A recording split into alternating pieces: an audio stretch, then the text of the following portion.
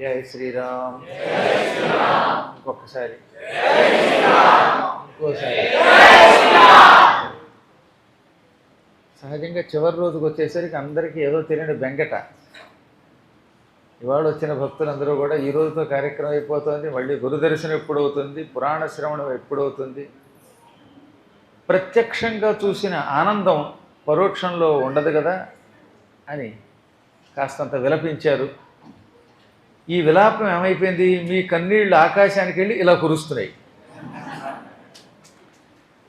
మీ హర్షం లేదా గురువుగారికి దూరం అవుతున్నాం అనేటటువంటి వెంగ, ఈ హర్షం కాస్త వర్షం రూపంలోకి వచ్చిందనమాట. పోన్లండి, అది చివరి రోజున వర్షం కురవడం మనకి ఎప్పుడు అలవాటే. కాకపోతే ఒక క్షణం కురిసి వెళ్ళేది, ఈసారి కొంచెం మరీ బోరును విలపిస్తున్నారు అన్నమాట. మీరు భగవంతుడి దయ వల్ల చాలా తొందరలోనే కలుసుకోబోతున్నాం. మళ్ళీ తరువాత విడత కార్యక్రమం ఎప్పుడు మొదలు పెడుతున్నాం? డిసెంబర్ 5 నుంచి ఏకధాటిన ఎన్ని రోజులు? పద్మపురాణం చాలా పెద్దది, ఇది కూడా 55,000 శ్లోకాలు. స్కాంద పురాణం తర్వాత మళ్ళీ పద్మపురాణం పెద్దదన్నమాట. స్కాందం 81,000, పద్మం 55,000.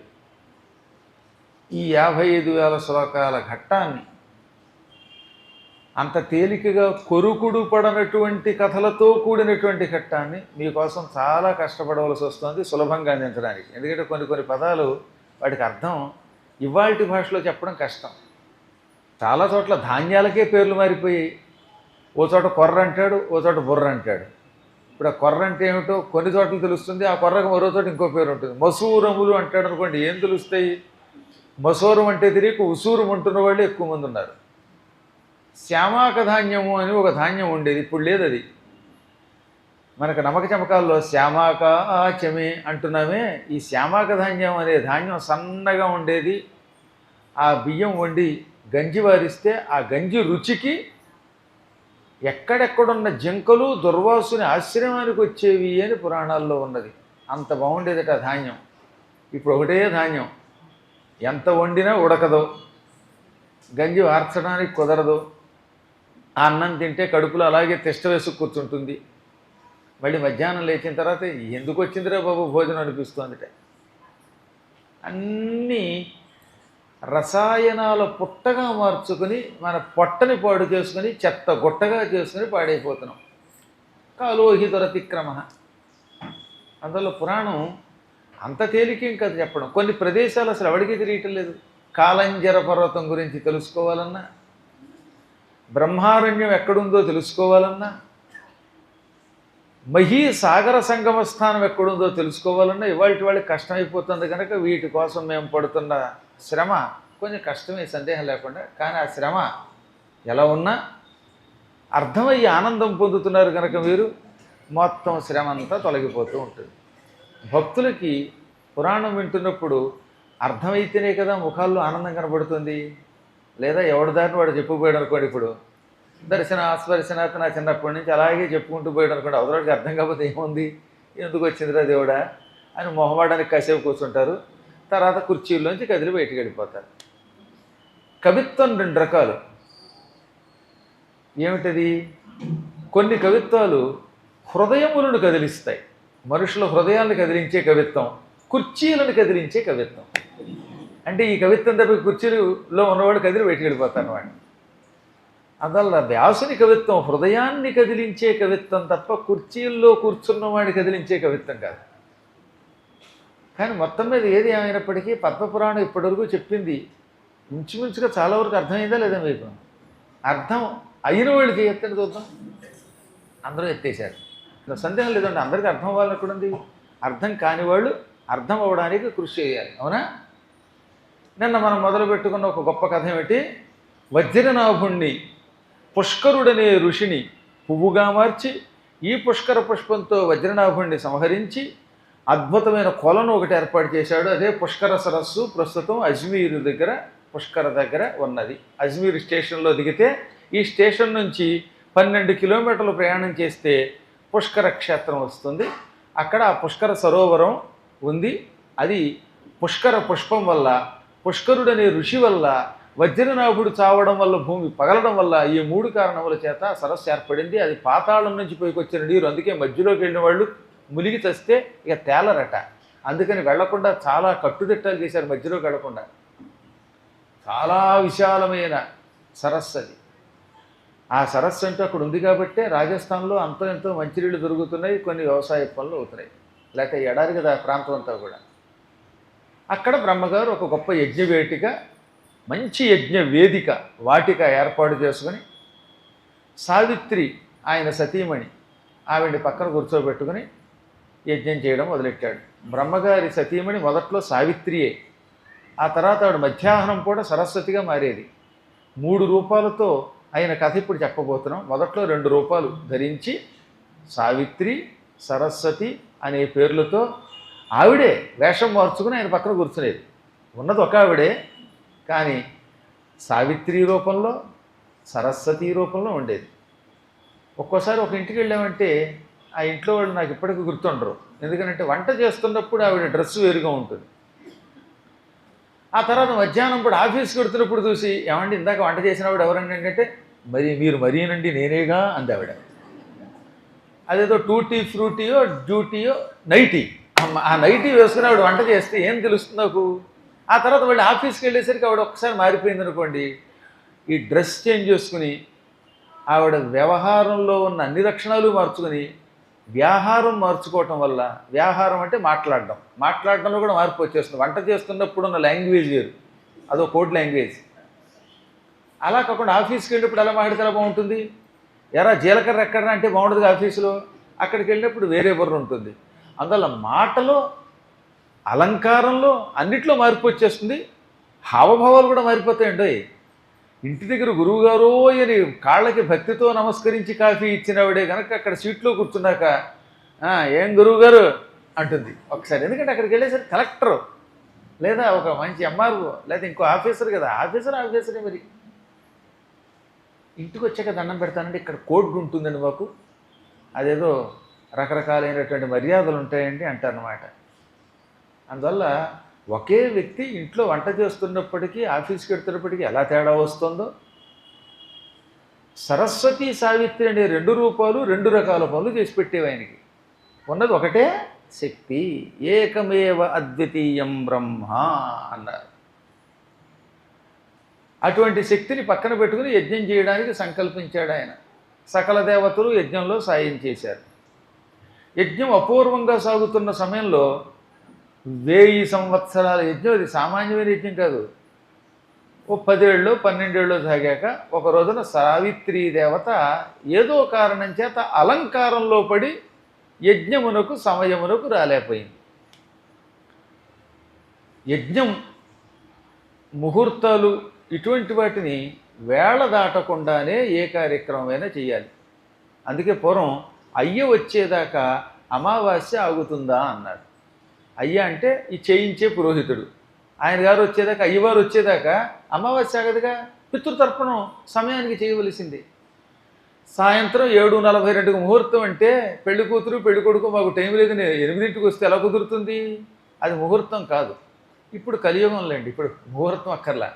ఉన్నదల్లో ఒకటే, పొద్దున్నది సాయంకాలం దాకా డ్రెస్సులు మార్చామా లేదా, ఫోటోలు తీసుకున్నామా లేదా, వీడియో తీసుకున్నామా లేదా, ఈ వచ్చిన వాళ్ళని పలకరించామా, గిఫ్టు, ఆ తర్వాత మన కాపురం అమెరికాకి షిఫ్టు, ఆ తర్వాత కొంతకాలం తర్వాత కోర్టులోకి షిఫ్ట్ అయిపోతుంది. కానీ పూర్వం ఖచ్చితంగా ముహూర్తం అంటే ఆ ముహూర్తానికి 2 గంటల ముందు కూర్చోబెట్టేవారు.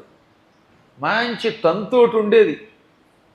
ఆ తంతు కార్యక్రమం అంతా అయిన తర్వాతే ఈ ఫోటోలు అవి తీసుకునేవారు. ఫోటోలు తీసుకోండి కాదన్నాం, కానీ ముహూర్తం మాత్రం దాటబెట్టకూడదు. పెళ్ళి, ఉపనయనం, ఈ యజ్ఞములు, ఇందాక చేసినటువంటి దేవతా కళ్యాణం, వీటన్నిటికీ నిర్ణయించిన ముహూర్తము దాటుట అపరాధము. సావిత్రి వంటి జగన్మాత బ్రహ్మపత్ని మంత్రస్వరూపిణి కూడా సమయానికి రాకపోతే బ్రహ్మగారు కంగారు పడ్డాడు. ఇంకా కరెక్ట్గా 1 గంట ఉందట యజ్ఞానికి, ఆవిడ రాలేదు బ్రహ్మలోకం నుంచి. పిలిస్తే పలకట్లేదు, మందిరంలో కూర్చుంది. ఎవరు తలుపు కొట్టినా, కాలింగ్ బెల్ కొట్టినా పలకదు. కొంతమంది పక్కన ఫోన్ పెట్టుకుంటారు, తెల్లవారుజామున లేవడానికి అలారం అని ఒకటి పెట్టుకుంటారు. కుక్కం కుక్కం కుక్కం కుక్కం అనేది అరుస్తూనే ఉంటుంది, చచ్చినా లేవరు. మహానుభావులు. అదేంటో తెలియదు అసలు. ఎందుకు ఇంకా అలారం పెట్టుకోవడం?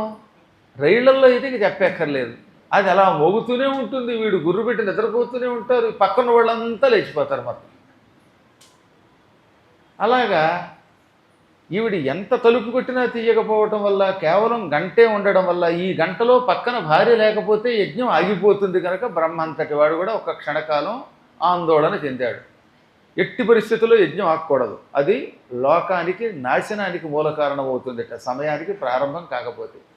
అలాగని ఈ యజ్ఞం బ్రహ్మయజ్ఞం భార్య లేకుండా చేయకూడదు. అందుకే రాముడు బంగారంతో సీతను చేయించుకున్నాడు. ఆయన బంగారం లాంటి మనిషి కనుక బంగారం సీతను చేయించుకున్నాడు. మనం సింహాసనం చేయించుకోవడానికి 2 కేజీలు బంగారం కావాలంటే 2 ఏళ్ళు యాతన పడాలి. అందరూ భక్తులే, చూస్తూ చూస్తూ బంగారం లాంటి బంగారం ఇవ్వలేరు కదా. పాపమ్మ అర్చక స్వామి సాయి మనోజు గారికి ఒక ఆవిడ బంగారం దానం ఇచ్చిందండి. చేతిలో బంగారం పెట్టింది. ఏదండి అంటాడు ఈయన. అదేంటంటే బంగారం పెట్టానంటుంది. ఈయన ఏదంటాడు. చూడగా చూడగా కొట్లోంచి అలా నగలు చేస్తున్నప్పుడు వాళ్ళని ఇంత రజను పట్టుకొచ్చి చేతిలో పెట్టింది. గాలికి అది ఎగిరిపోయింది. ఈయనకేమో బంగారం ఉందంటుంది ఆవిడ, కనపడదు. ఎవరన్నా ఆ బంగారం వెతికి పెట్టండి. ఏడాది నుంచి వెతుక్కుంటున్నాడు ఆయన 2 వెతుక్కుంటున్నాడు, బంగారమును బంగారం లాంటి పెళ్ళామును. అందులో చెప్పొచ్చేది ఏంటంటే ఇలా బంగారం ఇస్తే ఉపయోగం ఉంది. కానీ పరమాత్ముడు కనుక ఆయన బంగారంతో సీతను చేయించుకున్నాడు. ఇప్పుడు ఈయనకి అలా బంగారంతో అమ్మవారిని చేయించుకోవడం ఇష్టం లేదు. పైగా కొంచెం ఉక్రోషం కూడా వచ్చింది బ్రహ్మకు కూడా. బ్రహ్మగారికి కూడా కోపం వస్తుందండి అప్పుడప్పుడు. అసలు కోపం రానివాడు కూడా ఉంటాడులేండి, ఏదో మీరు తప్ప. అందుకని వేళకి రాకుండా ఇంట్లో కూర్చుని అలంకారం చేసుకుంటుందా. ఇంద్ర వెంటనే ఈ చుట్టుపక్కల ఉన్న అడవుల్లోకి వెళ్ళు, అక్కడ ఎవరు దొరికితే వాడు పట్టుకొచ్చే కన్యామణిని పెళ్లి చేసుకుంటానన్నాడు. వెంటనే ఇంద్రుడు బయలుదేరాడు. 5 నిమిషాల్లో పక్కకి వెళ్ళాడు. ఆ పుష్కరారణ్యంలో ఆవులు మేకలు మేపుకుంటున్న వాళ్ళు కొంతమంది గోపాలకులు కనపడ్డారు. అందులో ఆవులు మేపుకుంటున్నటువంటి వాళ్ళ మధ్యలో ఓ 16 ఏళ్ల పిల్ల కనపడింది. ఆ పిల్ల కూడా నాలాగా మంచి తెల్లగా ఉంది, జుట్టు ఒత్తుగా వెనక్కి వేళ్లాడుతోంది. ఓ 16 ఏళ్ళు ఉంటాయేమో. ఈ ప్రపంచంలో మళ్ళీ నా తర్వాత అంత వయస్సులో ఉన్నది ఆవిడ ఒక్కతే. అటువంటి ఆవిడని చూడగానే ఇంద్రుడు పరుగున వెళ్ళి ఆవిడ పట్టుకొచ్చేసాడు. గొల్లును గోలెట్టింది, నాన్నోయ్ తాతోయ్ ఎవడో పట్టుకుపోతున్నాడని. వాళ్ళేమో కర్రలు కత్తులు వేసుకుని వెనక్కి వచ్చారు. కానీ ఇంద్రుడి కదా మహావేగంగా పట్టుకొచ్చేసాడు. పట్టుకొచ్చి బ్రహ్మ దగ్గర నిలబెట్టి, బ్రహ్మదేవ ఈ గోపాల స్త్రీ మాత్రమే కనపడిందని కానీ పెళ్లి చేసేయండి నాకు అన్నాడు ఆయన. ఆవిడ కూడా బ్రహ్మను చూసిందండోయ్. అబ్బా ఎంత అందంగా ఉన్నాడో, 4 ముఖాలు, పద్మాల్లో ఉన్నాయి ఆ ముఖాలు, అందమైన పళ్ళు, మంచి శంఖం లాంటి మెడ, ఉందా లేదా అనిపిస్తున్న నడుము, ఈ ఆభరణాలు, అన్నిటికీ మించి ఆయన నోరు ఎంత బాగుందో. బ్రహ్మగారు నోరిప్పితే ఎంత బాగుంటుందండి, ఎర్రగా ఉంటుంది ఆ నోరు, పద్మంలాగే ఉంటుంది నోరు కూడా. ఇక పాండిత్యం సరే సరి, ఆయన కంఠం మధురంగా ఉంది. అందుకని మా వేపంతా ఇంత అందంగా ఉన్నవాళ్ళు ఉండరు. పైగా కూకోయండి పలారాలు వస్తాయి అనే భాష వాళ్ళది. ఈ భాష బాగుందనుకుని చేసేసుకుంటాను అంది పెళ్ళి. వెంటనే ఆవిడ నడుముకి మౌంజీ కట్టేశారు. ఆ సమయానికి పక్కన బ్రహ్మగారికి పెళ్లి చేయించాలంటే ఆయన పెళ్ళి ఆయనే చేయించుకోలేడుగా, మన పవన్ ఉన్నట్టున్నాడు, ఆయన పట్టుకుపోయారు. ఇంకేముంది, శుభ్రంగా అద్భుతంగా పెళ్ళి అయిపోయింది. 15 గంటలో పెళ్ళి అయిపోయింది. పైగా ఎందుకంటే ఆపద్ధర్మం కనుక 5 రోజులు పెళ్ళి చేతస్థంగా చేయడానికి లేదండోయ్. ఇప్పుడు కొన్ని సమయాల్లో క్షేత్రాల్లో చేసేటప్పుడు కట్టే కొట్టే తెచ్చి అన్నట్టుగా చెయ్యాలి. అంత క్షణాల్లో పెళ్ళి అయిపోయింది. పెళ్ళవగానే ఈవిడ సురువాబుతుని యజ్ఞం మొదలెట్టింది. ఈ లోపు ఆవిడ బంధువులందరూ కర్రలు వేసుకొచ్చేసారు అక్కడికి.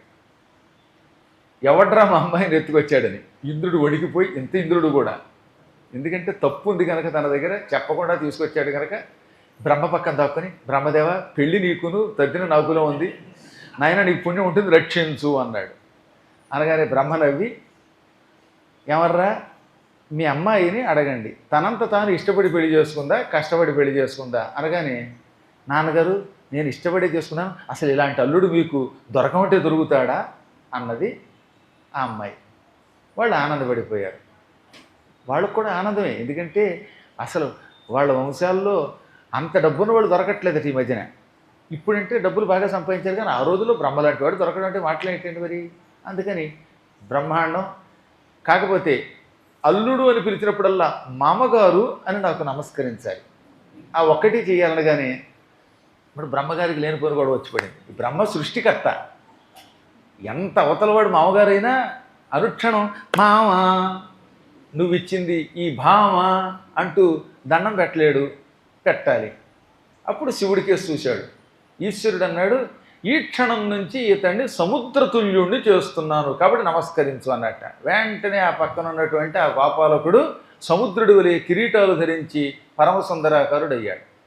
అప్పుడు విష్ణు ఏమన్నాడు, నీ కుమార్తెనిచ్చి పెళ్లి చేశావు, అందువల్ల భవిష్యత్తులో నువ్వు నందునికి ద్వాపర యుగంలో సోదరుడిగా ఉపనందుడనే పేరుతో పుట్టుదువుగాక. మీ వంశం వాళ్ళంతా శ్రీకృష్ణ పరమాత్ముడిగా అవతరించిన నాకు సేవ చేసి నా వల్ల వైకుంఠములకు వద్దురుగాక అని వరం ఇచ్చాడు.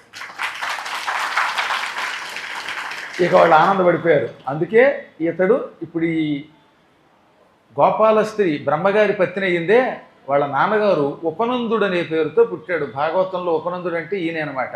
అసలు బృందావనానికి వెళ్ళారంటే గోపాలకులు, దానికి మూలకారణం ఈయనే. నందుడు కంటే కూడా ఉపనందుడు పెద్దవాడు. ఆయనే కసవు గల నిరవు పశులకు లసదద్రినదీ మహీజలతి కావలి పెంపెసగును కాపురములకు పొసగును బృందావనంబు పొదడచ్చటి కిందని చెప్పి బృందావనానికి తీసుకెళ్లిన మహానుభావుడు. ఎంత ఫ్లాష్ బ్యాక్ ఉంది ఆయనకి. ఈ విధంగా వాళ్ళందరికీ మంచి మంచి పదవులు ఇవ్వడం వల్ల, వరాలు ఇవ్వడం వల్ల వాళ్ళు ఆనందపడిపోయారు. ఎప్పుడు ద్వాపరయోగం వస్తుందా, అప్పుడు నందుడు యశోద పుడతారా, అప్పుడు ఆయనకి సహాయంగా పెడదామా, మనందరికీ కృష్ణ పరమాత్ముడి యొక్క అనుగ్రహం కలుగుతుంది, ఆయన దయ వల్ల ఆయనకి సేవ చేసి వైకుంఠానికి వెళ్ళిపోదాము అనుకున్నారు వాళ్ళు. ఎంత జాతకం మారిపోయింది చూసారా. పరమాత్ముడు ఆ విధంగా అన్ని ప్రాణుల్ని తన దగ్గరికి తీసుకుంటాడు. సరే, ఇప్పుడు పక్కన కూర్చుంది. ఇప్పుడు వీడికి ఏం పేరు పెట్టాలి? గోపాల స్త్రీ భార్య అయ్యింది. భార్యకి పేరు లేకుండా సంకల్పంలో చెప్పడానికి లేదు కదా. సంకల్పం చెప్తున్నప్పుడు ధర్మపత్ని సమేత అన్నప్పుడు ఆ ధర్మపత్ని పేరు చెప్పాలి. ఇప్పుడు కలియుగంలో పెళ్ళాం పేరు చెప్పక్కర్లేదు, ఏమీ అక్కర్లేదు, పిల్లల పేర్లు అక్కర్లేదు అంటారు, కానీ చెప్పి తీరాలి. బద్ధంగా ఎక్కువైపోయి కొన్ని చోట్ల అది చెప్పట్లా. ఒక్క మొగుడు పేరు చెప్పేస్తే చాలుని తప్పించుకుంటున్నారు, కానీ పూర్వకాలంలో చెప్పేవారు. అందుకని ఈవిడికి ఏం పేరు పెట్టాలి అనగానే శ్రీమన్నారాయణుడు ఈ క్షణం నుంచి బ్రహ్మంతటి వాణ్ణి కేవలం గానం చేయటం వల్ల రక్షిస్తోంది కనుక గాయత్రి అని పేరు పెడుతున్నాము అన్నారు. గాతారం త్రాయతే యస్మాద్ గాయత్రీయేన ముచ్యతే. తనను గురించి గానం చేసిన వాళ్ళని త్రాయతే రక్షిస్తుంది గనక గాయత్రి అన్నమాట. త్ర అంటే రక్షించుట, స్త్రీ గనక త్రీ అనమాట గాయత్రి. గాయనము చేయటం వల్ల రక్షించుతున్నది కనుక, గానం చేసిన వాడిని అంటే తన మంత్ర జపం చేసిన వాడిని రక్షిస్తున్నది కనుక గాయత్రి అన్నారు. నిజానికి సావిత్రి గదిలో కూర్చుని చేసిన పని ఏమిటో తెలుసా? ఈ బ్రహ్మని పరీక్షించడానికి, యజ్ఞానికి ఆలస్యంగా వస్తే రెండో పెళ్లి చేసుకుంటాడా లేదా అని పరీక్షించడానికి తానే తన శక్తిని అక్కడ గదిలో పెట్టుకుని అందులోంచి ఓ శక్తిని ఇలా గోపాల స్త్రీగా సృష్టించి తన శక్తితో ఈ గోపాలకులందరినీ సృష్టించుకుంది. బ్రహ్మ నేను మరో పెళ్లి చేసుకోను, నువ్వే నా దగ్గరికి రావాలి అని ధ్యానం చేస్తే రావడానికేమో సావిత్రి రూపంలో కూర్చుందిట. కాక కోపగిస్తే మళ్ళీ ఇంకో సవతి రాకుండా ఉండడానికి తానే గాయత్రి రూపంలో కూర్చుందిట. అంటే రెండు రూపాలు ఆవిడవే. బ్రహ్మగారు ట్రాప్లో పడ్డారు. అప్పుడప్పుడు భార్యామణి కొన్ని సీసీ కెమెరాలను పెడుతుంది, ప్రైవేట్ డిటెక్టివ్ని. అప్పుడు భర్త గారు దొరకకూడదు. కానీ ఆగ్రహించి భార్యామణి నువ్వు లేకుండా ఉండలేను అని ధ్యానం చేసి ఉంటే సావిత్రి రూపంలో వచ్చి యజ్ఞం పూర్తి చేసేదే. కానీ ఈయన కొంచెం కోపగించి ఇంకో స్త్రీని పట్టుకురమ్మంటే మళ్ళీ ఇబ్బంది లేకుండా తానే ఆ రూపంలో వచ్చి పక్కన కూర్చోదిట. ఇదంతా ఆవిడ మాయే. అందుకే సావిత్రి మహామాయా స్వరూపిణి, చాలా గొప్పది, జ్ఞానం ఇస్తుంది. గాయత్రి మంత్ర జపం చేసిన వాడు ఎప్పుడైనా జీవితంలో అన్నమునకు లోటొచ్చి చావడు అని శాస్త్రం. గాయత్రి అన్న సావిత్రి అన్న ఆవిడేలేండి. అందువల్ల గాయత్రి సావిత్రి సరస్వతి బ్రహ్మానంద కళేతి అని ఉపనిషద్వాక్యం. ప్రాతకాలంలోనూ మధ్యాహ్నం సాయంత్రం గాయత్రి సరస్వతి సావిత్రి రూపంలో ఉంటుంది కనుక ఒక్కొక్కప్పుడు గాయత్రి జపించారని, ఒక్కొక్కప్పుడు సావిత్రి జపించారని, ఒక్కొక్కప్పుడు సరస్వతి జపించారని అంటే కన్ఫ్యూజ్ అవ్వద్దు.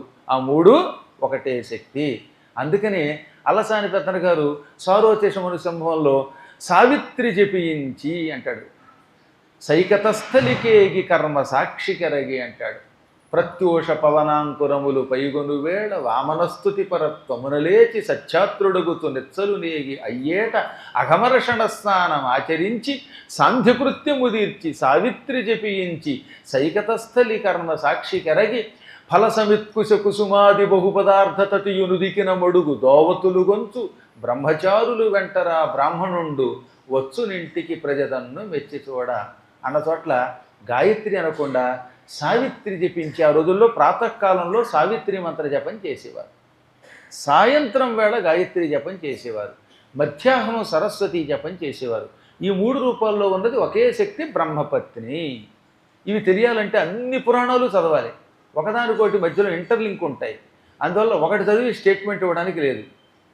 సూత్రేషు అదృష్టం పదం సూత్రాంతరాదనువర్తనీయం సర్వత్రా అని వ్యాకరణంలో ప్రారంభంలో ఒక సూత్రాన్ని పాణిని ఇచ్చాడు. అంటే ఏమిటి? సూత్రముల యందు ఎక్కడైనా ఒక పదం కనపడకపోతే అది మరొక సూత్రం నుంచి తెచ్చుకొనుము అంటాడు. ఇక్కడ ఇవ్వడు, ఇంకో చోట ఇస్తాడు, అక్కడి నుంచి ఇక్కడికి తీసుకురావాలి. అలాగే ఒక పురాణములో కనపడినటువంటి పాత్రో కథో ఇంకో పురాణము నుంచి తెచ్చుకొనవలను. అందువల్ల 18 పురాణముల మీద పట్టు లేనివాడు ఒక పురాణం చెబితే మొత్తం కొంప ములిగిపోతుంది. అరకొరగా వస్తాయన్నమాట కథలు. సంపూర్ణంగా రావాలంటే అన్ని పురాణాల మధ్యలో ఉన్నటువంటి ఒక క్రమం తెలియాలి. ఇంగ్లీష్లో మీరు సీక్వెన్స్ అంటారే, అది తెలియాలి. ఇప్పుడు ఆవిడ లోపలే కూర్చుంది, ఆవిడే గాయత్రి రూపం. బ్రహ్మగారికి కూడా అంతో ఎంతో తెలియపోలేదు, అయినా సరే గాయత్రి పక్కన కూర్చుందిగా ఆవిడకి గాయత్రి అని పేరు పెట్టి యజ్ఞం మొదలుపెట్టాడు. యజ్ఞం మహావైభవంగా జరిగింది. ఏం యజ్ఞం అండి! దానం చేసేవాళ్ళు, ధర్మాలు చేసేవాళ్ళు, వేదాలు చదివేవాళ్ళు, ఉపనిషత్తులు చెప్పేటటువంటి వాళ్ళు, శిక్ష, వ్యాకరణం, తర్కం, జ్యోతిషం, మీమాంస, నిరుక్తం, ఈ 6 వేదాంగములు అంటారు. ఈ వేదాంగములు షడంగములను కూడా పిలువబడతాయి. ఈ 6 శాస్త్రాలలో పండితులైనటువంటి వాళ్ళు అక్కడికి వచ్చారు. కొందరు శిక్షా శాస్త్రం, కొందరు వ్యాకరణం, కొందరు తర్కం, కొందరు జ్యోతిషం, కొందరు మీమాంస, కొందరు కల్పం, ఇలా ఎవరికి తోచిన వాళ్ళు చర్చించుకుంటూ ఉన్నారు. క్రమంగా యజ్ఞం సాగింది. ఇంకా యజ్ఞం పూర్ణాహుతికి రాబోతోంది, సంపూర్ణాహుతికి. అప్పటిదాకా సావిత్రి రాలేదట కావాలని.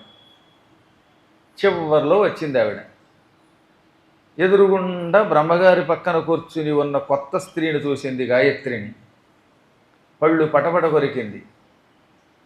భార్యామణి పక్కన లేకపోతే ఆవిడ కోసం వెతకక, అవసరమైతే యజ్ఞం మళ్ళీ మొదలు పెట్టక మరొక స్త్రీని సవతిని పట్టుకొచ్చి నీ పక్కన పెట్టుకుంటావా అనగానే, సావిత్రి నువ్వే కదా కావాలని ఇంత మాయ పన్నావు, నేను కూడా క్షణికోద్రేకంలో కోపగించి మరో స్త్రీని తెచ్చుకున్నారు, కానీ ఆ స్త్రీకి నీకు భేదమేముంది అన్నాడు బ్రహ్మ.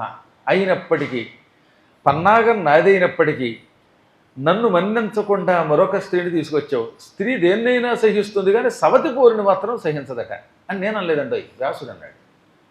అదేంటో ఎంత గొప్పవాళ్ళైనా భర్తగారు మరో పెళ్లి చేసుకుంటానంటే మాత్రం ఒప్పుకోరట. అవసరమైతే ఇంకో ఇల్లు కొనుక్కోండి అంటారట, జూబ్రీ హిల్స్ అంతా కొనేయండి అంటారు.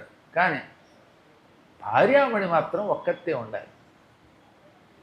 నువ్వేమో కాదన్నావు, నన్ను తిరస్కరించావు, నాకు అన్యాయం చేసావు. దీనికి గల కారణం నువ్వు అందంగా ఉండడమే. అందంగా యవ్వనంతో ఉండడం వల్ల కదా నిన్ను మరొక స్త్రీ వరించింది. ఆ యవ్వనం పోయి వృద్ధోభవ అన్నది. ఆవిడ క్రుద్ధురాలై వృద్ధుడివిగా అనడంతో నాలాగా 30 ఏళ్లలోపు వయస్సు ఉండి అందగాడుగా మంచి విసవిసలాడిపోతున్న శరీరంతో ఉన్న బ్రహ్మగారు కాస్త ఒక్క దెబ్బకి రిటైర్ అయిపోయాడు. ఈ పక్కనున్న వాళ్ళ స్థాయిలోకి వెళ్ళిపోయాడు. గడ్డం అలా పొడుగ్గా వచ్చేసింది, తెల్లని గడ్డం. నెత్తి మీద జుట్టు కూడా తెల్లబడిపోయింది. ఇంకా అదృష్టం జుట్టు ఉంది, అసలు జుట్టు లేకపోతే ఏం చేయలేము అనుకోండి. జుట్టు లేకపోతే పట్టుకోవడానికి ఆడవాళ్ళకి కొన్ని ఇబ్బందులు ఉన్నాయి. అందుకని భార్యామణి భర్త గారికి జుట్టు ఉండాలని ఎందుకు కోరుకుంటుందంటే ఆయన పిలక తన గుప్పిట్లో ఉండాలని. ఇప్పుడు పిలకే లేకపోతే ఇంక ఈ చిలక ఏమైపోతుందో తెలియదు కదా. కానీ తెల్లని జుట్టు, కిరీటం, మనిషి కూడా తెల్లని బట్టలు వచ్చేసి హఠాత్తుగా అలా అయిపోయాడు. కాసేపు నీరసపడిపోయాడు. నడుం నొప్పి పట్టుకుంది, కంఠంలో మాధుర్యం తగ్గిపోయింది. ఎందుకు వచ్చిందిరా అని ఉపన్యాసం చెబుతారు చూసారు కొంతమంది. ఇప్పుడు మనందరికీ తెలుసు, మన గురువుగారు చెబుతూ ఉంటారు, అలా అయిపోయింది కంఠం. ఏది ఝంకారం లేదు, ఓంకారం లేదు, మాధుర్యం లేదు. వార్ధక్యంలో అన్ని లక్షణాలు మారిపోతాయండి. యవ్వనంలో ఉన్నప్పుడు గుప్పెట్లో పెత్తనం ఉన్నప్పుడు మాట్లాడినట్టుగా రిటైరేకి ఏం మాట్లాడతాడు, రిటైరేకి వాడి చేతిలో ఉండవలసిందే. ఎంత గొప్పవాడైనా అంతే. హడిలిపోయాడు ఆయన. ఈ పరిస్థితులకు పూర్ణాహుతి ఏం చేస్తాను నేను? పూర్ణాహుతి దగ్గరికి వెడదామంటే కూడా కాళ్ళు తడబడుతున్నాయి. చూశారుగా, పైకి ఎక్కాలంటే ఇది ఈ వేదికకి భర్తగారు భార్యామణి చెయ్యొచ్చుకులాగాలి, భార్యామణినేమో భర్తగారు లాగాలి. ఈలోపు పక్కన నలుగురు కూర్చుని పైకి ఎక్కించాలి. అందరూ కూడా పర్వతరాజపుత్రికలు అయిపోతున్నారు, కదలలేని స్థితిలో పడిపోతున్నారు. వార్ధక్యం యొక్క లక్షణాలు అదనమాట. కళ్ళు కనిపించవు, చెవులు వినిపించవు, చేగాడులు పనులు చెయ్యవు. ఈ విధంగా శరీరం మనది కాదు అని మా నాన్నగారు యోగలింగేశ్వర శతకంలో గొప్ప పద్యం ఒకటి రాశారు. 1959లో రాసిన పద్యం అది. కన్నుల్ గానవు, వీనులు వినవు, చేగాళ్ళు పనుల్ చేయవి, తెన్నై చూడగమేను నాదెయ్యు నాదేమి కాదన్నట్లున్నది. కళ్ళు కనిపించవు, చెవులు వినిపించవు, చెయ్యి కాళ్ళు పని చెయ్యవు. ఈ విధంగా నా శరీరం మారిపోయి శరీరం నాదే అయ్యు నాదేమి కాదన్నట్లున్నది. నా శరీరం నాదే కానీ నాది కాదు. పేరుకు మందే కానీ మన మాట విందది. నీ చెయ్యి నీ మాట వింటది కదా, నీ కాళ్ళు వింటలేదు కదా నీ మాట, నీ పళ్ళు మాట వింటలేదు కదా, తినలేం కదా. ఎందుకు వచ్చిందిరా దేవుడా అన్నట్టుగా మన శరీరం కదులుతుంది కదా. ఈ విధంగా అయిపోతుందని ఎప్పుడు రాశారండి ఆయన? నవయౌవనంలో ఉన్నప్పుడు 59లో రాసినటువంటి పద్యం. యోగలింగేశ్వర శతకం అద్భుతమైన శతకం అది. ఆ శతకం చదివితే సగం పాపాలు పోతాయి. దురదృష్టవశాత్తు చాలామందికి ఆయన అంత గొప్ప పుస్తకం రాశారని తెలియదు. ఆ పుస్తకంలో ఉన్న ప్రతి పద్యమును కంఠస్థం చేసి 40 రోజుల పాటు పారాయణ చేశారంటే వార్ధక్యంలో సుఖంగా జీవించి మరణిస్తారు. నేను ఇది రాసి చెబుతున్నమాట. వార్ధక్యంలో కుళ్ళి చావడం అంత దరిద్రం లేదు. వార్ధక్యంలో ఎవరు చేస్తాడండి? యవ్వనంలో ఉన్నప్పుడో కాస్త ఓపిక ఉన్నప్పుడో కొవ్వు వచ్చి నోటికి వచ్చినట్టు మాట్లాడుతాం ఇతరులని. నాకెవడితో పని లేదు, నేను ఇంట్లో కూర్చుంటే సాగుతుందని. ఇది ఉట్టి భ్రమ. ఎంతకాలం చూస్తాడు ఎవడైనా? రేపు పొద్దున్న మంచం మీద పడినప్పుడు, నీ కళ్ళు కనిపించినప్పుడు, నువ్వు కనీసం బాత్రూమ్కి కూడా వెళ్ళలేనప్పుడు, నీ నోట్లో ఇన్ని మంచినీళ్ళు పోసేవాడు లేనప్పుడు అప్పుడు తెలుస్తుంది నువ్వంటే ఏమిటో.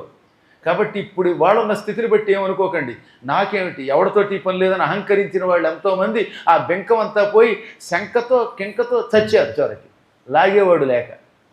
కాబట్టి యవ్వనము ఓపిక ఇవన్నీ పోయినప్పుడు హాయిగా భోంచేస్తూ పద్మాకర్ గారి పురాణం వింటూ ఢామ్మని వెళ్ళిపోయినవాడు అదృష్టవంతుడు. ఇప్పుడు కాదు, 100 ఏళ్ళు నిండాక. ఇప్పుడు వెళ్ళిపోతే మళ్ళీ క్యాండిడేట్లు నాకు తగ్గిపోతారు. 100 ఏళ్ళు అయ్యాక ఇంట్లో యూట్యూబ్లో అలా చూస్తూ ఉంటారు. మీ గొట్టం, ట్యూబ్ అంటే గొట్టం అని చెప్పాను కదా, యూట్యూబ్ అంటే మీ గొట్టం. మీ గొట్టం ఎదురుగుండా పెట్టుకుని పద్మాకర్ గారి పురాణం చూస్తూ అలా హాయిగా జెండాపై కపిరాజుని వెళ్ళిపోవడం అది అదృష్టం అంటే. అంతేగాని మంచం మీద పడిపోయి అప్పుల ఆసుపత్రిలో చేరకూడదు. కాబట్టి ఆయనలారా చివరి రోజులు చాలా అవసరం బాగా ఉండడానికి. ఆ చివరి రోజుల్లో ఆరోగ్యంగా ఉండి పోవడం కోసం మా నాన్నగారు యోగలింగేశ్వర శతకం ఇస్తే నేను నీలకంఠేశ్వర శతకం ఇచ్చాను. ఆ శతకం ఆయన దగ్గర చదవమని కోరారు. మా దురదృష్టవశాత్తు మేము మర్చిపోయాం. అది నేను లేను ఆ సమయానికి. అందువల్ల ఆయన కూడా కొద్ది రోజులు ఎక్కువ తీసుకోలేదు. మహానుభావుడు హాయిగా వెళ్ళిపోయారు అనుకోండి చెప్తున్నాను. ఆ శతకం అంత గొప్పది. అందులో పద్యాలన్నీ కూడా మంత్రశాస్త్ర రహస్యాలు, చక్కని పద్యాలు. అసలు పిల్లలంటే ఎవరండి? తన తండ్రి ఏం రాశాడో తెలుసుకుని తండ్రి రాసిన పద్యాలని ప్రచారం చేస్తే వాడు కొడుకు. అసలు తండ్రి పుస్తకం గురించి తెలియకపోతే వాడు కొడుకు కాదు పొమ్మన్నాడు అంతే. కొడుకు అంటే ధనానికి వారసుడు కాదు, ఆయన కవిత్వానికి వారసుడు అయి ఉండాలి. ఆ కవిత్వాన్ని ప్రచారం చేయాలట. ఈ మాట పద్మాకర్ గారు అనలేదు. అలా అంటే నా మీద గయ్యమంటారు మీరు. మార్కండేయ పురాణంలో శత్రుజిత్తు అనేటటువంటి మహారాజు గారి కొడుకు కువలయాసుడు చెప్పిన మాట. జనక భుజావనీజముల చల్లని నీడ వసించి ఉన్న నేను అనుపమ భోగభాగ్య సమన్వితుడా అంటాడు ఆయన. తండ్రి ఒక గొప్ప కల్పవృక్షం, ఆ కల్పవృక్షం నీడలో నివసించిన కొడుకు అదృష్టవంతుడు. ఈ కొడుకు ఆ తండ్రికి ఏం చేయాలి? తండ్రి ఒక చెట్టుట, ఆ చెట్టు నీడలో మనం ఉన్నామట. ఆ చెట్టుని ఏం చేయాలి? నీళ్లు పోసి పెంచాలి. అనగా ఆ చెట్టు గురించి ప్రచారం చేయాలి. ఈ చెట్టు గొప్పది, ఈ చెట్టు ఈ సందేశం ఇచ్చింది, ఈ వేదాంత రహస్యం ఇచ్చింది అని చెప్పాలి అని చెబుతాడు ఆయన. అప్పుడు ఏం జరిగింది? ఆయన భార్య మదాలస, ఆ మదాలస కొడుకు అలర్కుడు. అలర్కుడు తండ్రి చెప్పిన ధర్మాలన్నీ లోకంలో వ్యాపి చేసి మా నాన్న కువలయాసుడు అద్భుతమైన విశేషాలు లోకానికి అందించాడు అని చెప్పాడు. చెప్పి మోక్షం పొందాడు. కాబట్టి మీరంతా ఏం చేయాలి? మీ తండ్రి గొప్పతనాన్ని చాటండి. మీ తండ్రి ఏదైనా పుస్తకం రాస్తే అది ఇతరులకు చెప్పండి. లేదా మీ తండ్రి గారు ఏదైనా ఒక గుడి కట్టిస్తే చెప్పండి. మీ తండ్రి గారు ఏదైనా ఒక మంచి సందేశం ఇస్తే అది ఇతరులకి ప్రచారం చేయండి. అప్పుడు తండ్రి రుణం తీర్చుకుంటారు. దానివల్ల వార్ధక్యంలో దుర్మరణం పాలు కారు. గోవింద. అందులో ఇలాంటి పద్యాలు చదవాలి అని చెప్పడం కోసం చెప్తాను అనమాట. కాబట్టి వార్ధక్యం చాలా భయంకరం. అటువంటిది బ్రహ్మగారికి గాయత్రి సావిత్రి మధ్యలో ఉన్న తగాద వల్ల సావిత్రి పెట్టిన శాపం వల్ల అకాలంలో వార్ధక్యం వచ్చింది. అదిగో ఆ బ్రహ్మగారిని అంటగడుతున్నారు మనకి సినిమా వాళ్ళు. బ్రహ్మగారిని కర్మగారి శాపం పెట్టిందిట. ఒక్కసారి ఆయన ముసలాడయ్యట. ఇంకెక్కడ చూసినా బ్రహ్మ అంటే ఏంటంటే ఓ పావలాకో ₹10 దొరికి ఆర్టిస్ట్ని తీసుకురావడం, వాడికి ఒక తెల్లగడ్డం పెట్టడం, ఎందుకు వచ్చిందిరా అన్నట్టుగా కూర్చోబెట్టడం. బ్రహ్మగారు 24 గంటలు ఏం ముసలాడేం కాదు. ఇప్పుడు బ్రహ్మ కంగారు పడి, సావిత్రి నీ వంటి పరమపతివ్రతకి నాలాంటి ముసలముగుడు ఏం సరిపోతాడు, నువ్వు ఈ శాపం ఇస్తే రేపొద్దున నీకు నాకు కూడా నష్టమే కదా. ఇప్పుడు మనిద్దరం కలిసి ఎక్కడికైనా పెడితే పడుచు పెళ్ళాం ముసలి మొగుడు అనే టైటిల్తో సినిమా తీయడానికి సిద్ధంగా ఉంటారు సినిమా వాళ్ళు. అదేం బాగుంటుంది. దయతో నా శాపాన్ని, నాకు నీవిచ్చిన శాపాన్ని మరలించవనగానే నాకు ప్రత్యేకమైన గుడి కడితే, నన్ను పూజిస్తే అప్పుడు నీకు శాప విముక్తి అందావిడ. అప్పుడు మళ్ళీ త్రిమూర్తులు ఆలోచించారు. త్రిమూర్తుల్లో బ్రహ్మగారు ఎలాగో శాపగ్రస్తుడు అనుకోండి, విష్ణువును రుద్రుడు కలిసి ఏమని ఆలోచించారు, భర్త గారికి గుడి లేకుండా కేవలం భార్యకి మాత్రమే గుడి ఉంటే అప్పుడు ప్రజల్లో ఓ తప్పుడు సందేశం పెడుతుంది. మొగుడిని తీసి మూలబెట్టి భార్యని మాత్రమే పూజించండి అనేవాళ్ళు, లేదా భార్యను విడిచిపెట్టి భర్తని మాత్రమే పూజించండి అనేవాళ్ళు తయారవుతారు. అప్పటి వరకు పార్వతీ పరమేశ్వరులు ఇద్దరిని ఒకే గుడిలో పెట్టి పూజించడం సంప్రదాయం కదా.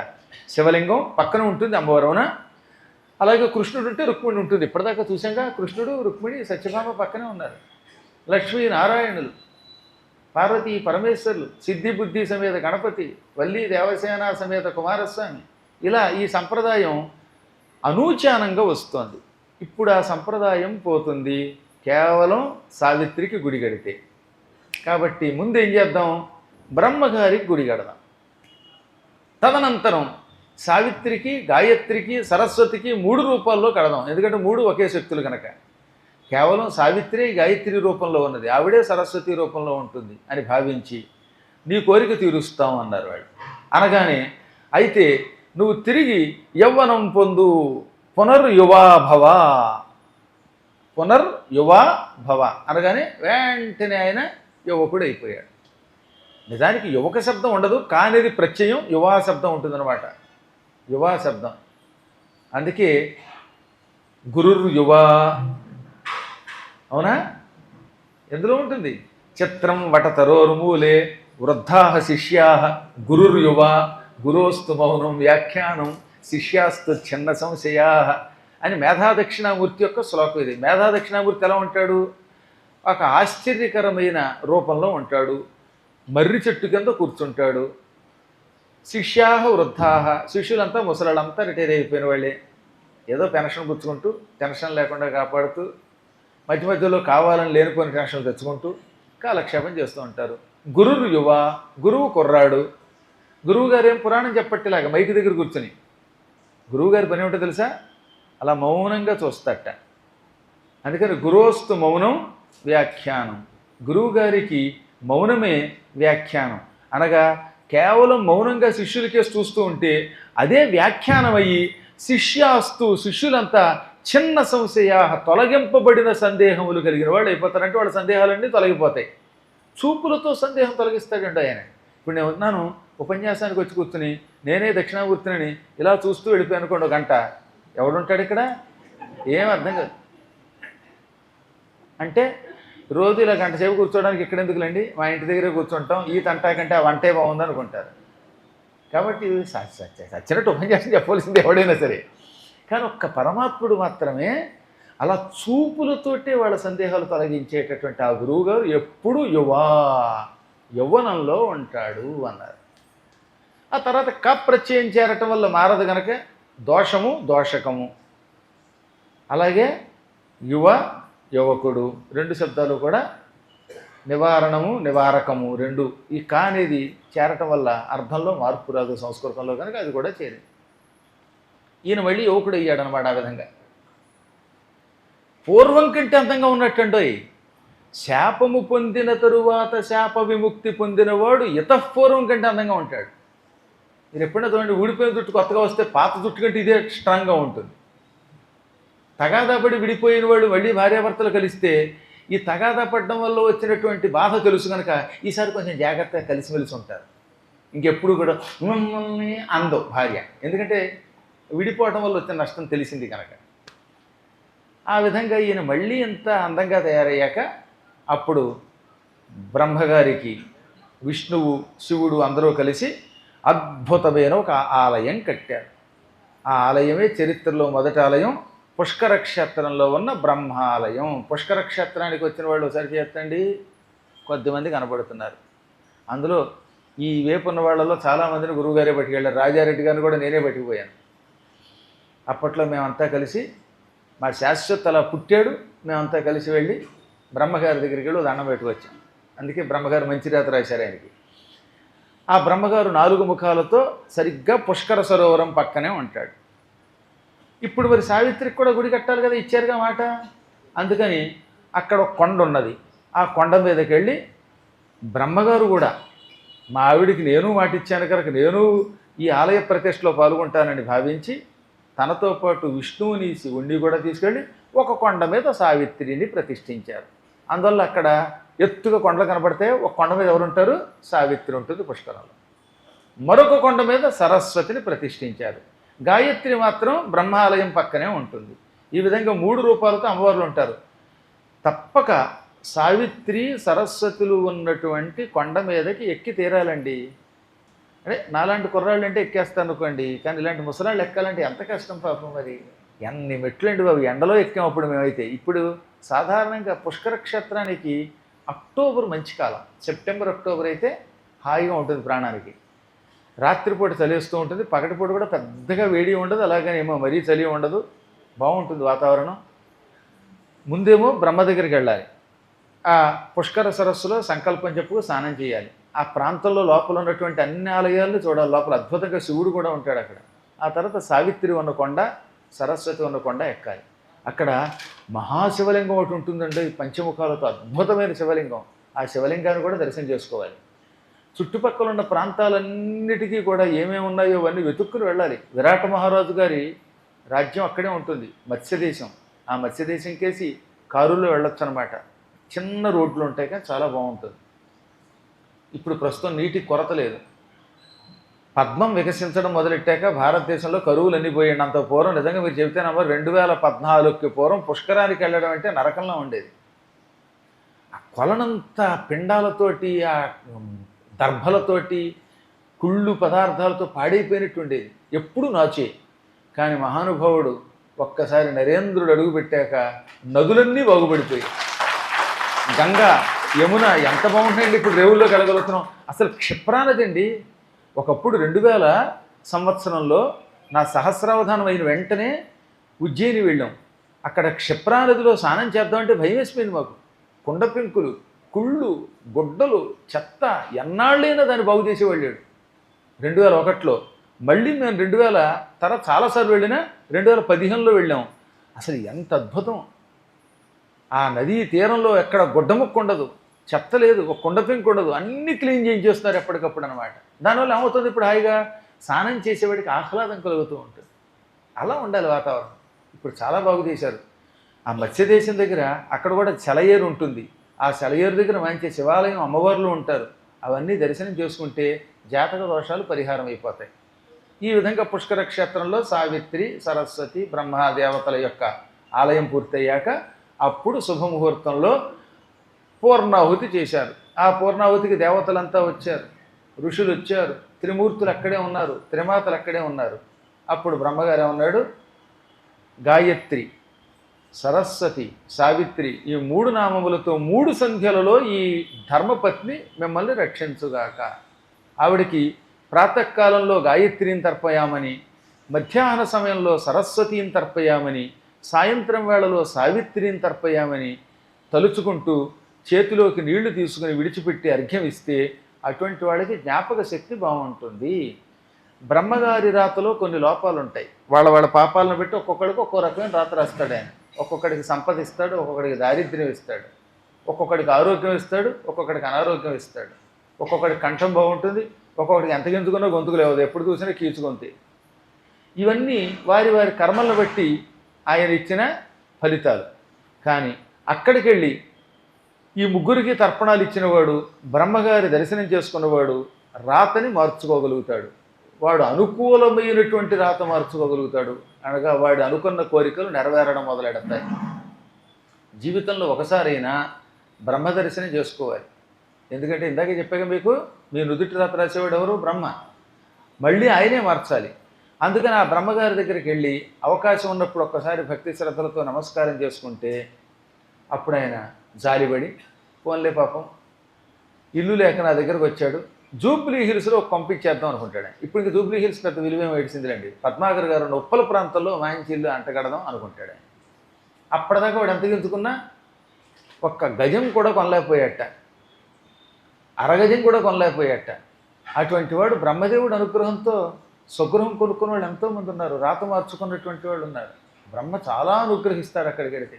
అక్కడ చేసే దానం ₹1 చేస్తే సహస్ర సమం భవేత్, 1000 రెట్లు ఫలితం ఇస్తుంది. అక్కడ చదువుకున్నటువంటి చదువు అనేక ఫలితాలు ఇస్తుంది. ఎలాగా చెబుతా. పద్మపురాణం అక్కడ పారాయణ చేయమని శాస్త్రం. పద్మపురాణం అంతా పారాయణం మనం చేయలేం కదా. ఇప్పుడు అక్కడికి వెళ్ళాక 5 రోజులు అక్కడ ఉండి పాంచాహ్నిక దీక్షతో పద్మపురాణంలో భూమిఖండం అని ఒక ఖండం ఉన్నది. ఏం ఖండం? భూమిఖండం. పద్మపురాణం సృష్టిఖండం, భూమిఖండం, స్వర్గఖండం, పాతాళఖండం, ఆదిఖండం, ఉత్తరఖండం అని 6 ఖండములుగా ఉన్నది. అందులో భూమిఖండాన్ని పుష్కర క్షేత్రంలో 5 రోజుల పాటు పారాయణ చేస్తే అటువంటి వాడికి పూర్తిగా అద్భుతమైన రాత వస్తుంది అన్నారు. వాడి జాతకమే మారిపోతుంది.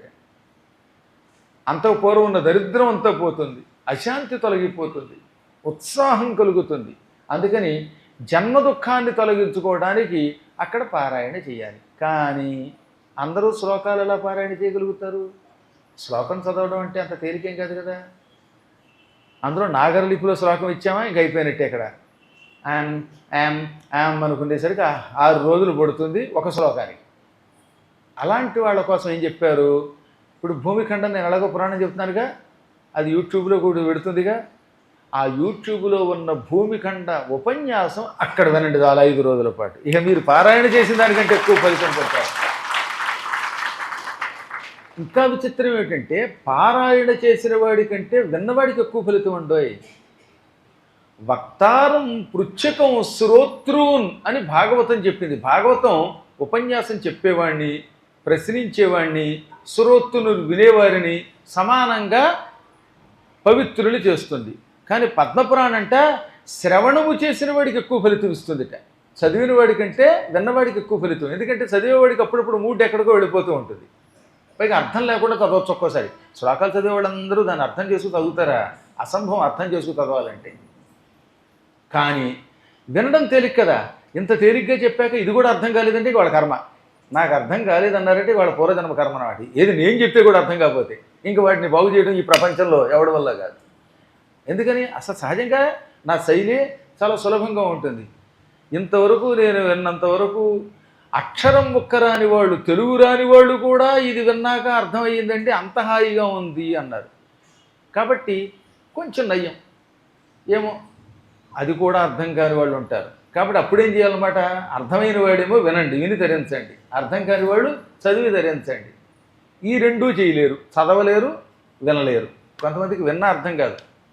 2 4 అని చెప్పాక నాయన 2 ఎంత అంటే 2 అండి, రే 2 ఎంతరా అంటారట. అలాంటి మహాత్ములు కూడా వస్తారు అప్పుడప్పుడు పురాణాలకి.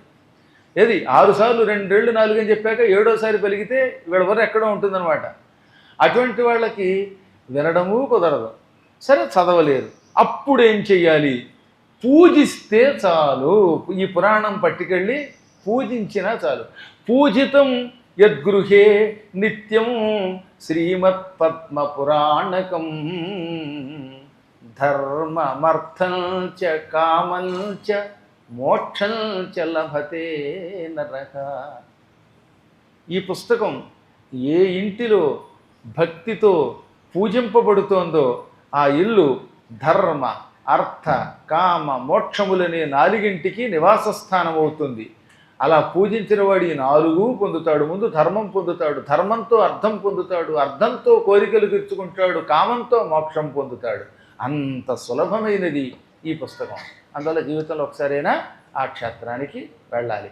అక్కడ చేసే గాయత్రీ ఫలం ఒకసారి చేస్తే 1000 రెట్లు ఫలితం ఇస్తుంది. అందుకని చెప్తాను, ఒకసారి పారాయణ చేయండి అక్కడ. అప్పుడు ఆ ఒకసారి పారాయణ ఎంత అవుతుంది? 1000 పారాయణాలు ఫలితం ఇస్తుంది. ఒకసారి వినండి, 1000 సార్లు పద్మపురాణం అన్న ఫలితం వస్తుంది. ఒక్కసారి గాయత్రి జపం చేయండి, సహస్ర గాయత్రి జప ఫలితం ఇస్తున్నది. ₹1 దానం చేయండి, 1000 రూపాయలు దానం చేసిన ఫలితం వస్తుంది. ఈ విధంగా సహస్ర గుణములు అధికముగా మనకి ఫలితం ఇస్తుంది ఆ ప్రాంతం. ఆ ప్రాంతంలో ఉన్నంత వరకు కూడా కొన్ని నిషేధాట. మాంసం నిషేధం. ఇక తర్వాత మందు భయలు చాలామంది ఉన్నారుగా, అది నిషేధం. అక్కడున్న నియమ నిష్టలతో పారాయణ చేస్తున్నప్పుడు, పారాయణ చేయనప్పుడు మీ కర్మ, అది నేనేం చెప్పలేను. పారాయణ పరులకు కొన్ని నియమాలు చెప్పారు, వినేవాడికి కొన్ని నియమాలు చెప్పారు. ఆమిషము, మధుపానము, ధూమపానము ఇవి నిషేధం. కుదిరితే నేల మీద చాపేసి పడుకోండి. ఇప్పుడు కలియుగంలో నేల మీద ఎక్కడ కూర్చుంటారు? అందుకని నేల టిక్కెట్ తీసేశారు. పూర్వం వచ్చినప్పుడు నేల టిక్కెట్ అని ఉండేది, ఇప్పుడు లేదు, అంత గోల టిక్కెట్టే. అందువల్ల ఇప్పుడు కలియుగం కనుక ఒక దర్భ పట్టుకెళ్ళండి. ఆ దర్భ వేసుకుని మంచం మీద పడుకుంటే అది ఎటువంటి దౌర్భాగ్యపు మంచమైనా అక్కడ ఉన్నవాడికి నియమనిష్టలకి భంగం కలగదు, దోషాలు ఉండవు. ఎందుకంటే అక్కడ ఏ హోటల్లోనూ రూమ్ ఇచ్చాక ఆ మంచం మీద ఎవడు పడుకున్నాడో ఏం తెలుసు? అక్కడంతా మీలాంటి పుణ్యాత్ములు రారు కదా, పాపిష్టాలు కూడా వస్తారు. అందులో పక్కన ఎడారిల్లో రాత్రిపూట డేరాలు వేసి భలే భలే మంచి అద్భుతమైన ఉత్సవాలు జరుపుతారు. అందులో మన లెవెల్ ఉత్సవాలు ఉంటాయి, ఇతర మహానుభావులు కొంతమంది ఉంటారు. అలాంటి వాళ్ళు కూడా ఒక్కోసారి హోటళ్లలో బస చేస్తారు కనుక ఒక్క దర్భ వేసుకోమన్నారు. ఏమన్నారు? ఒక్క దర్భ. ఈ దర్భ వేసుకుంటే ఈ పాపం విదర్భ దాకా పారిపోతుంది. ఇక మళ్ళీ అక్కడ ఉండమంటే ఉండదన్నమాట. ఇక బ్రహ్మదేవుడు గురుస్వరూపుడు కనుక అక్కడ ఉన్నప్పుడు వందే గురు పదద్వంద్వం అవాంగ్మానస గోచరం రక్తశుక్ల ప్రభామిశ్రం అతర్క్యం త్రైపురం మహ అనే మంత్రాన్ని భక్తి శ్రద్ధలతో వీలున్నంత వరకు జపం చేయండి. గాయత్రి మంత్ర జపం అందరం చేసుకోలేనప్పుడు, ఉపనయనం కానప్పుడు స్త్రీల కోసమని మంత్రానుష్ఠానం తెలియనటువంటి వాళ్ళ కోసం, ఎవరి కోసం? మంత్రానుష్ఠానం తెలియని వాళ్ళ కోసం వ్యాసుడు ఆ మంత్రమును శ్లోక రూపంలో అందించాడు. చెప్పండి అందరూ కూడా. యో దేవ సవితాస్మాకం ధియో ధర్మాదిగోచరా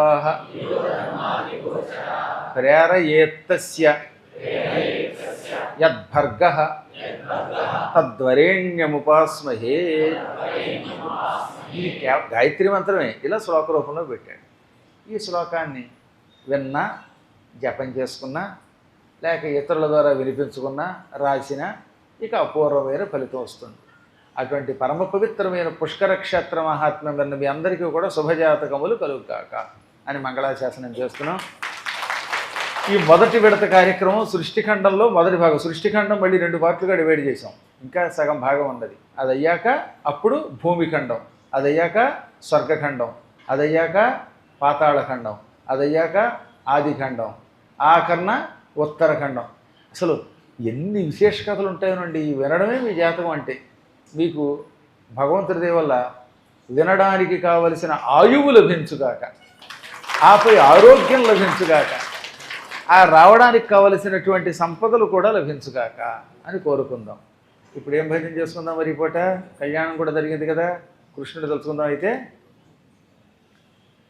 నిన్ను నెరనమ్మితిరా, నిన్ను నెరనమ్మితిరా మోహన కృష్ణ, నిన్ను నెరనమ్మితిరా మోహన కృష్ణ. దేవా ప్రేమావతారా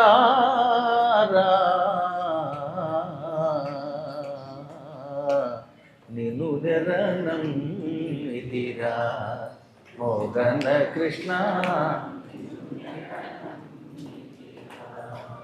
కాళియనాగుని గర్వమునచి తాండవమాడిన యదుబాల, కాళియనాగుని ఏమన్నా ఎందుగారు అప్పుడే ఆపేశారు ఫ్యాన్లు మాయగారు చేదస్తూ మనుషులు.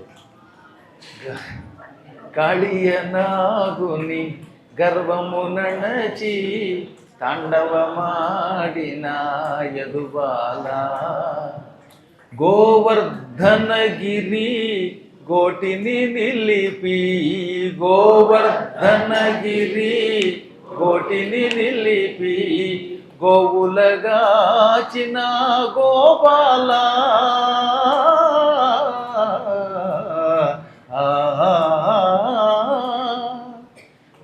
గోవులగాచిన గోపాల ముల్లోకముల ముగ్ధుల చేసిన ముల్లోకముల ముగ్ధుల చేసిన మోహన మురళీలోల నిను నెరనంటిరా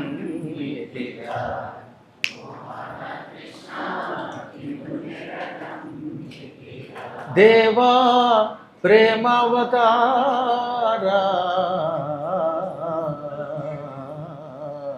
నిను నెరనంటిరా మోహన కృష్ణ నీ పద చింతన మీరిన మంత్రము నీ పద చింతన మీరిన మంత్రము నీ పద సేవకు మించిన పూజ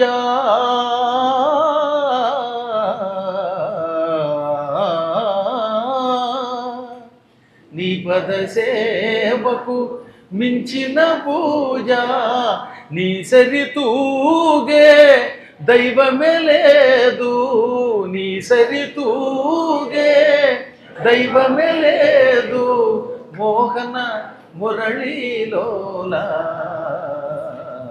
నిను నెరనంటిరా మోహన కృష్ణ నిను నెరనంటిరా దేవా ప్రేమావతారా